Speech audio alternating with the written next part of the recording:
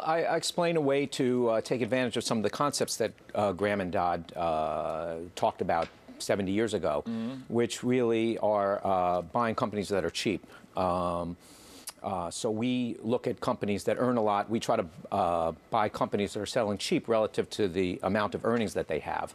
But one twist that Warren Buffett put on what Graham and Dodd did was said, well, it's nice to buy something that's cheap, but it's also good to buy something that's in a good business. So buying good companies at cheap prices is really what we're looking at when I put together the formula for this book. Because, you know, when you can say still beats the market, but that doesn't necessarily mean that buy hold is going to be a great strategy, because you could have beaten the market over the last 10 or 11 years and gotten, I mean, 1% a year would have beat the market, right? I think that's a really great point. I mean, we in our back tests, if we had followed this formula over the last 10 years, you know, the decade of the 2000s, the market was actually down about 1% a year. Yeah. Following this was up about 13.5% a year during that period. That's huge. You're right. But the reason it really works is that it doesn't always work. It's really not that great a formula. In other words, there was a period during that great 10 years, right? You beat the market by over 14% a year. Yeah. So you more than tripled your money during that 10 years.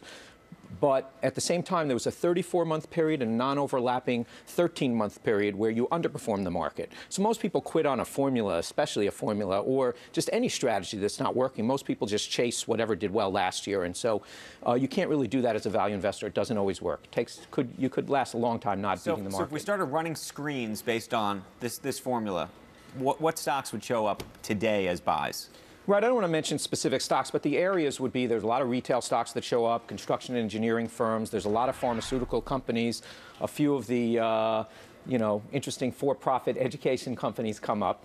And the bottom line is that you buy a package of these. It's almost like an insurance bet where you buy 20 or 30 of these companies, and they're all out of favor. In other words, they're cheap because something's you know, if you read the paper, you wouldn't buy any of them because you know that there's something wrong, but you're getting them cheap. That's already reflected in the price. But you're buying companies that earn high returns on capital, which is very important, and you're buying them at very cheap prices. And even over those 10 years where you tripled your money, only 50 to 60% of the companies that you chose actually did beat the market. We're at this moment where I see it's like 1/3 of the S&P 500 is yielding more than the 10-year. And yet, clearly, people are choosing to buy the 10-year. The only reason you would make that choice is if you think the yield on those S&P stocks is going to go even higher and you're going to lose on your principal. What do you say about this moment in time, which is a big reversal of what we've seen over the last 50 years of history? Well, it's a great question. I mean, we have a lot of data. We've done tons of research over the last period of years that ended up coming out in the book originally in 2005, and then we've dedicated a lot of resources to looking at this. And so we can put together a value portfolio now that's pretty much in the 85th or 90th percentile of cheap if you put together a value portfolio. Now looking forward, so and that's cheap based on trailing earnings and cash flows, the way we measure them. So it could be that we're in a pretty bad decile looking forward. In other words, next year may be in the 15th percentile and prices are appropriately priced, but I think that there's a lot reflected in current prices, especially for a large amount of value stocks, including some of the large, you know, well-known names that you're talking about, that offer great opportunity historically. What percentage of your own portfolio do you have allocated against the strategy, if you will? Well, we have a number of different strategies we follow. Some are just straight long, some are long and short, and out of my liquid assets, probably about 80% are really now in quantitative strategies similar to what we follow in the book. How much between 82, let's say the market lows in 81, so 800, just call it, between 82 and 90, did it underperform the overall market? And let's say in the 90s with the tech bubble, did it with value, does it not catch the go-go years as much as the overall market? It's a great question. I mean, value investing has been tested way back. You know, it's worked for 50 or 60 years. It's still hard to do because it doesn't always work. Our database for this, you know, the robustness that we needed in the database only went back to 87.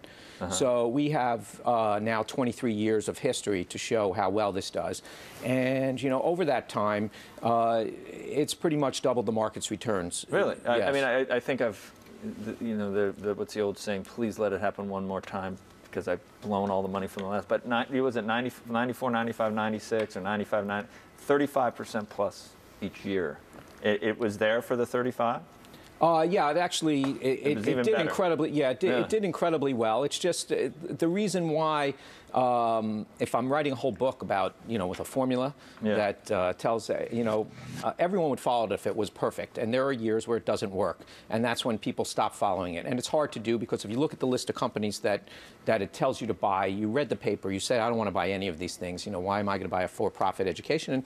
And some of them don't work. But on average, they do because you're not paying a lot for any of them. And the ones that work out quite well.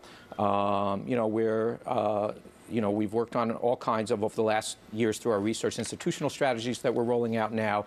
And, all our studies say that it's a very robust way to beat the market. It's just tough to do sometimes. And when you say, if you read the papers, you could put in, if you watch CNBC.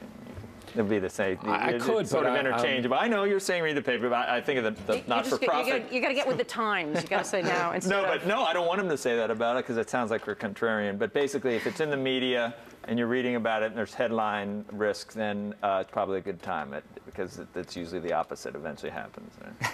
I'll be more discreet and just say thanks.